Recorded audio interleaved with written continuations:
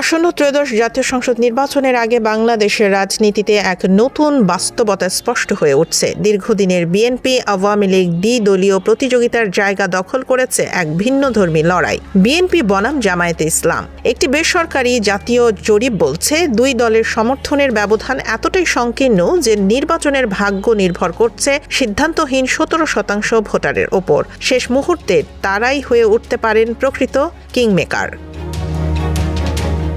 জরিপ অনুযায়ী বিএনপির বর্তমান সমর্থন 34.7% আর জামায়াতের 33.6%, প্রায় সমান অবস্থান। মেশিন লার্নিং বিশ্লেষণেও দেখা যাচ্ছে ফলাফল হবে হাড্ডাহাড্ডি। সামান্য ব্যবধানে এগিয়ে থাকতে পারে বিএনপি, তবে চূড়ান্ত ফল নির্ভর করবে জোট কৌশল, প্রার্থী নির্বাচন ও মাঠ পর্যায়ে সংগঠনের ওপর। এই নির্বাচনের মূল দ্বন্দ্ব পরিবর্তন বনাম স্থিতিশীলতা। একদিকে বিএনপি সমর্থন পাচ্ছে রাষ্ট্র পরিচালনার অভিজ্ঞতা ও দ্রুত স্থিতিশীলতার প্রত্যাশা থেকে, অন্যদিকে জামায়াত এগিয়ে রয়েছে সততা, দুর্নীতি বিরোধী ভাব, মর্যাদা এবং পরিবর্তনের রাজনীতির বার্তায়।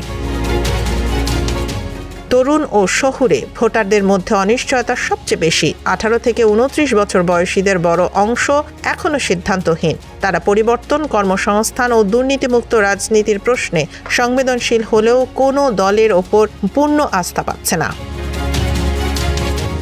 বিশ্লেষকদের মতে এবারের নির্বাচন শুধু ক্ষমতার পালাবদল নয়, এটি বাংলাদেশের রাজনৈতিক আদর্শ, নৈতিকতা ও ভবিষ্যৎ রাষ্ট্রচিন্তা নির্ধারণের এক গুরুত্বপূর্ণ সন্ধিক্ষণ। অনিশ্চিত ভোটাররা কোন দিকে ঝোঁকেন তার ওপরই নির্ভর করছে 2026 সালের রাজনৈতিক মানচিত্র।